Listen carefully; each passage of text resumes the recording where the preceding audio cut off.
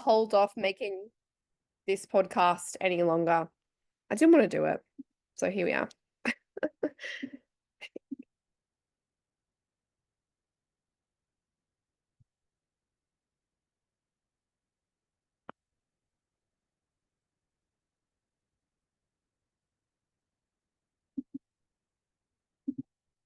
So episode 3.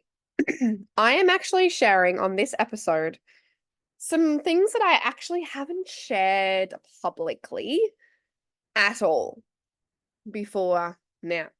So you're getting the exclusive, you're getting in on the juice, the Syndra juice. Now, depending on how long you have been in my world, and I talked about this on the first podcast and the second podcast. My background, what I was doing before, I was an intuitive business coach and mentor. I actually haven't even introduced myself. So let's like and like rewind. Let's actually like rewind back to the start of this podcast. I got really excited. I'm actually recording on a Sunday and I don't usually work on a Sunday, so I feel like I'm a bit like full of energy. Hello, I'm Syndra Banks. You can find me on Instagram at Syndra Banks. I'm an intuitive business mentor who shows you how to generate high cash months by turning overwhelm into a strategy for world domination via magnetic messaging, embodying a six-figure mindset, and like I said, turning your head noise into audacious CEO vibes. Thank you for listening. Anyway, fast forward again. So before this intimacy coaching was my jam, was my business. And I had been doing that from 2019 up until, well, I still have a couple of clients. So they this year. And in around April, maybe March, I started feeling an intuitive nudge to stop promoting intimacy coaching. And I honestly, I had been feeling this nudge for a little while. However, like I've spoken about on previous podcasts, that was my identity. And I made it my identity. That was my responsibility. Intimacy coaching and being an intimacy coach, aka a sex coach, was my identity. People knew me as that.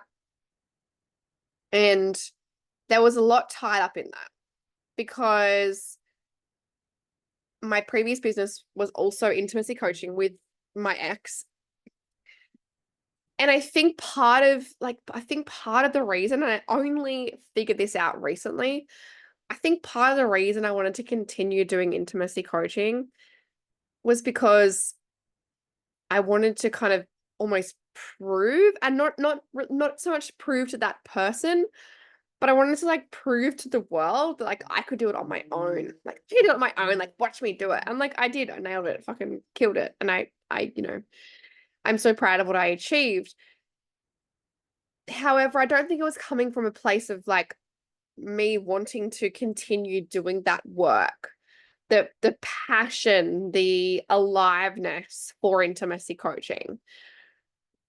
Notwithstanding my current clients who are freaking amazing, and I do support a few people who have been working with me for many years, and I support them on a monthly basis, and I freaking love it, and I live for those clients, and they're amazing. And if clients came to me, potential clients came to me and they're like, hey, you used to be an intimacy coach, are you still doing it? I would honestly, if it was a perfect fit, I would still take clients on. However, talking about it all the time, creating content about it all the time, being seen as the sex girl or the intimacy girl, it just didn't feel like a right fit anymore, which was really hard to swallow. I feel, and I'm really just like riffing here. Like this is not a planned podcast. I'm kind of just wanted to talk to share this and see what came up. When I started intimacy coaching, the trajectory of me becoming an intimacy coach with my ex, it was also very much like side by side. I was on a sexual liberation journey. Like I was on a journey of discovering myself sexually, of exploring, of pushing the parameters. Like it was very much an exploration of me. And then I made a business about it, which worked really, really well until it didn't, right? And where I'm at now in with my sexual journey, with my relationship, with myself and my partner, we're very secure. And I wasn't before. And whilst I'm still curious and exploring and really enjoy intimacy and, love doing edgy stuff, it doesn't define me. And I think before it really defined me. So I started becoming and feeling like I wasn't aligned so much with the content that I was creating or the programs that I was creating or the way that I was doing my business because like who I am has changed so much. And I think this is a really big thing I wanted to bring up in the coaching industry. And this is where I think they end up leaving their businesses or closing the doors or thinking it's not for them because when you get into coaching, you get into coaching to coach yourself. So I like originally started as a self-love coach because I didn't love myself, right? And then that evolved into the intimacy stuff because I was literally coaching myself. Like I said, I was going through this sexual revolution. And then you coach on that. However, like everything, we grow, we expand, we change. And sometimes what you started coaching on, it doesn't really fit who you are anymore. And that's exactly what it's felt like for me in, you know, transforming and changing to become a business coach. And there's so much fear around that. I remember saying to my coach, like, what do I do? Like, do I just stop? Like, do I literally just stop making content about it? Like, do I have to do a live? Do I make an announcement? Like, do I like put a thing up about it? Like, what do I do? Like, people are going to be like, whoa, she's like changed. And like, are they going to judge me? And like, just so much stuff wrapped up in that. And she just said to me, Sindra, you don't need to do anything. You can literally just stop creating content about intimacy. And I was in the middle of a launch at that time, or I think I was like about to do like a free program or something. And I was like, oh my God, I can literally just stop doing it. Like, wow, okay. That whole concept, of like, I don't know, I don't owe anyone anything. I don't need to make an announcement. I don't need to have an explanation. I can literally just be like, yeah, I'm not doing that anymore. And it felt really liberating, but at the same time, I mean, I haven't really talked about it. I haven't really thought about it. Like I just kind of cut it off. And here we are in September, finally going like, wow. And the process I'm going through at the moment, physically, mentally, like energetically, I'm having a massive purge, releasing, up leveling, changing everything in my life. So it kind of makes sense to circle back and talk about this now. But it was a big death for me. I spoke on stage at Sexpo. I was interviewed on like probably 100 podcasts. Like I've done so many podcast interviews over the years. Like there is some juicy, if you want to search my name on like if you want to hear about like my previous life, if you like search my name on Spotify, I I mean there is some like I pretty much just told my entire life on podcasts, interviews, And with my relationship now, like I don't want to be that person. I don't I don't feel the need. I don't feel called to share every detail of my life and my sex life and my intimate life. It was like I had to let go of that part of me. It was really attached to old Sindra and my journey. And yeah, it's like the passion and the excitement for that industry just really started to dull for me. And it dulled for a number of reasons. Like, obviously, having a successful business with someone else and then going out and doing it on your own, it feels very different. Even though I was excited to be on my own. And I did some incredible studies a couple of years ago. However,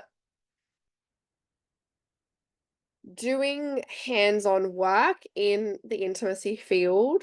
So I became a sexologist, specifically like a bodywork. So sexological bodywork is what I studied.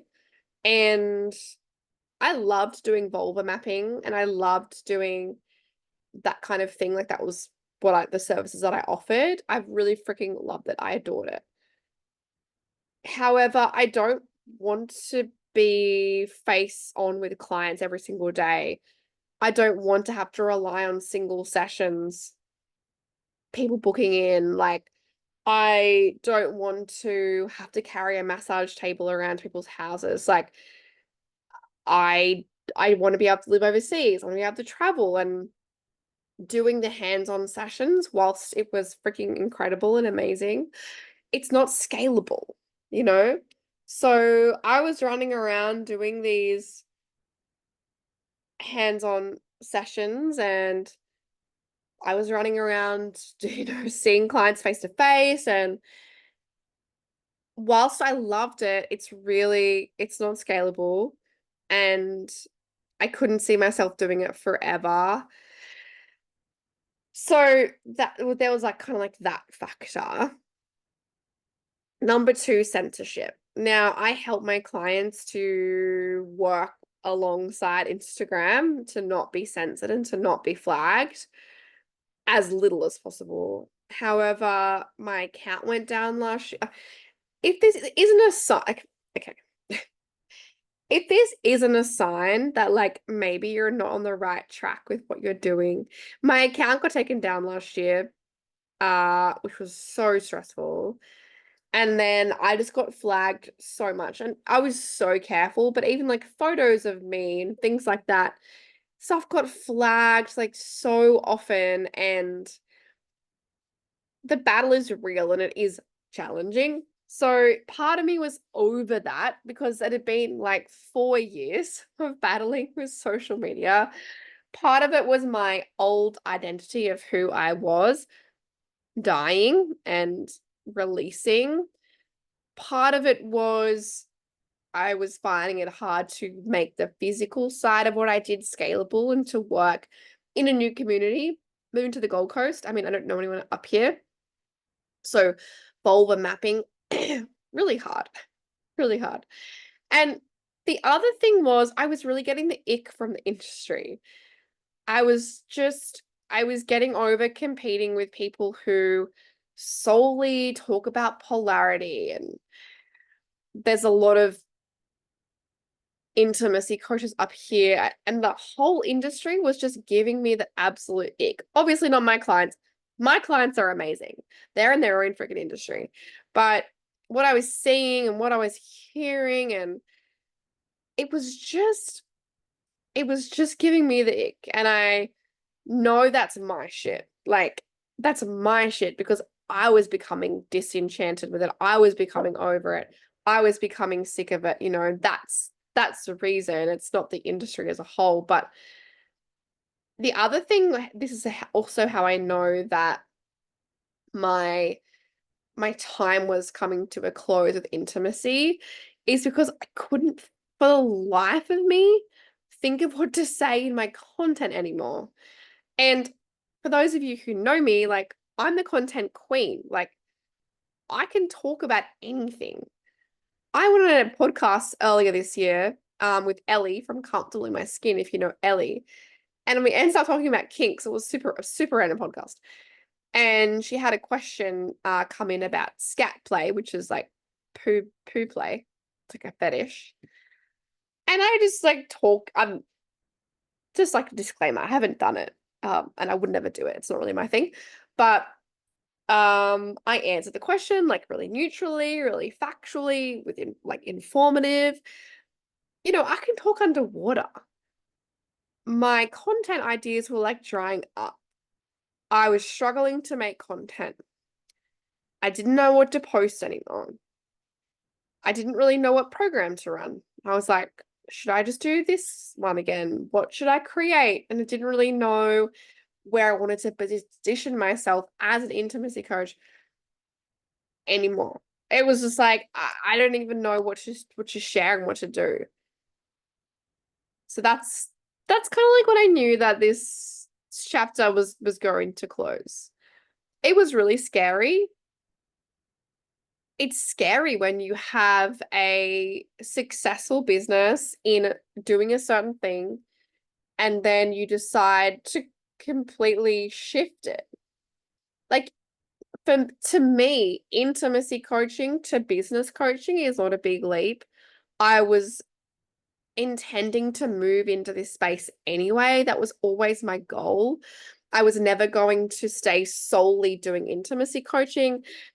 Even when I started working with my coach and my bestie, Bobby, last year, she's like, you know, next year you'll be like doing business coaching. Absolutely. And I always thought I'd be doing that alongside the intimacy stuff. However, universe had other plans.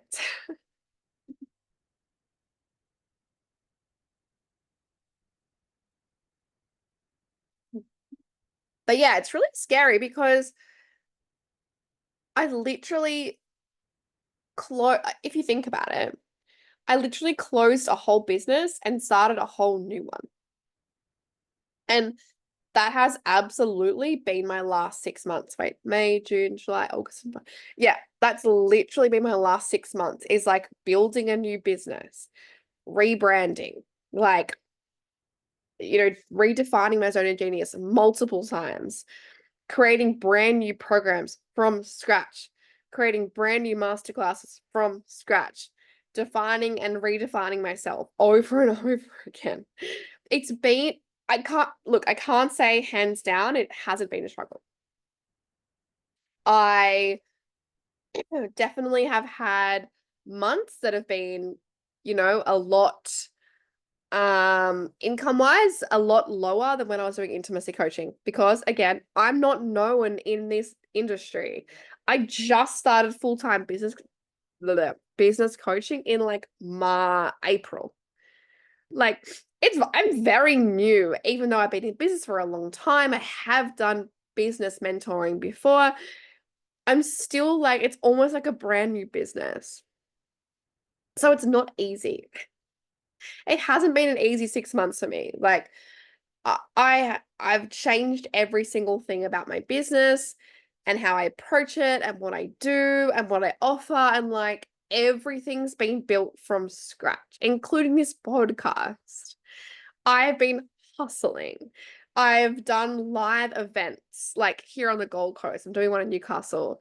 I'm hustling to get onto podcasts. Like, I'm trying to meet people in this industry to like make some connections. I go to a lot of workshops. I go to a lot of business fucking networking things, you know. Well, your girl is like fucking hustling to quantum shift, and I absolutely have quantum shifted so far in this industry. Literally built a business from the ground up in 6 months, and I now have consistent income and new clients coming in every month. It's not easy though. No one talks about it. It's like, oh yeah, I just like shifted from this niche to this niche, and now I'm making like 1,000,000K months. It's like, yeah, but what went on in the background? Like, what had to change for you to change? And I wanted to shine a light on this because I know there's so many coaches that go through this evolution of like, holy shit, I am a, dancing coach, and now I want to be a business coach or a content coach or a content creator or whatever it is. And there's so much fear around like, one, what will my audience say? Okay, I'm going to answer these questions. One, what will my audience say? Answer, no one gives a shit. Like, they might be like, oh, I'm upset, or like, oh, I missed you doing this. Like, that's their stuff, not yours. At the end of the day, no one really cares. And probably like, depending on your audience, like 100 people have seen your post and like the rest of your audience didn't see it. So no one really cares. They're like, oh, Cinder's doing business coaching now. That's cool. They're like, okay, great. Well, that makes sense for her. So number one, what will people think of me? Number two is like, what will my family think? What will my friends think? They'll be like, oh my gosh, she's changing her job again. She never commits to anything, blah, blah, blah. My answer to that, who gives a fuck? Who gives a fuck? All my friends are in the industry, like most of them. They get it. They understand. One day you want to be a fucking tightrope walker. The next day you're like, you know what? I'm gonna create ice cream and sell that instead. Whatever. Family, I mean, I had this great quote once, and it said something like, don't take advice from anyone who is not where you want to be in business and life. So your family, I'm guessing, is probably not an entrepreneur, and they probably aren't a coach, and they probably aren't, if they are, I doubt it, but if they are, they're probably not further along than you. So don't listen to them anyway. They just want to keep you small. My family's blocked on my social media. They might find this podcast. Who knows? Good luck to them. Hey, good luck to them if they've found my podcast with Ellie, because I mean, that'd be fun. I don't really care. Like, I don't care what they think. They think that I'm like crazy anyway. So what does it matter? Okay, so we've ticked the boxes. What does your family think? Doesn't matter. What do your friends think? Don't listen to them. What did your audience think? They don't really care. And then really all you've got left is like you, and you need to mourn almost what was, and you need to celebrate and acknowledge and be grateful for all that you have done, because I'm sure you've done some amazing things in the category that you're in. And now you're doing some other amazing things in a different category, and that's okay. I think we get so caught up in like changing our mind and like, oh my God, I'm changing what I want to do again. And that's the world that we live in. Like, we change, we adapt, we evolve. And if you're not feeling aligned to something anymore, I mean, obviously you don't have to change it straight away, but if you're not feeling like in your heart, in your soul, this is where you need to be, if the universe is like giving you little clues of like, hey, this is not really where you need to be anymore, listen to them, explore. Like, I dipped my toe into business coaching at the end of last year and made a really big like move to cut off a membership that I was doing for business like for other coaches. It was the collab club, it was called, because I was like, well, I need to make space for a business like membership. I need to make space for like a multi-$1,000 membership to start. I need to make space for people who are paying me to be their business coach, not kind of dabbling. So I started to actually step into an experiment and play in the business coaching world last year. And then this year I was like, fuck it. I'm going all fucking in. Is there anything else that I want to say about this? This episode was just like a full random download. It's very much different tone than the last episodes that I have created. So let me know if you like this random Sunday rant almost. I don't think there's anything else that I want to share on this. Do I miss it? No. I get my fix from my clients that I do have. If I didn't have them, I don't know, maybe I would like dabble. Like, I do miss talking about sex and intimacy in relationships. So I have started reading a relationships book, which is really good. And I put Esther Perel back on my podcast listening just to kind of like keep my feet wet in that kind of industry. And best of all, a bunch of my clients are intimacy coaches. So I actually get to like live vicariously through them. I get to help them create content. I get to help them spice their copy up. I get to help them with their strategy. So I'm kind of still in the industry, but I'm just not front facing, which actually just feels so yummy and so amazing. So I'm loving that I still have my finger in that kind of pie.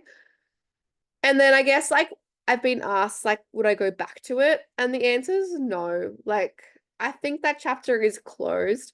Like I said, I would still take clients on. I still have all my tools, like all of the things.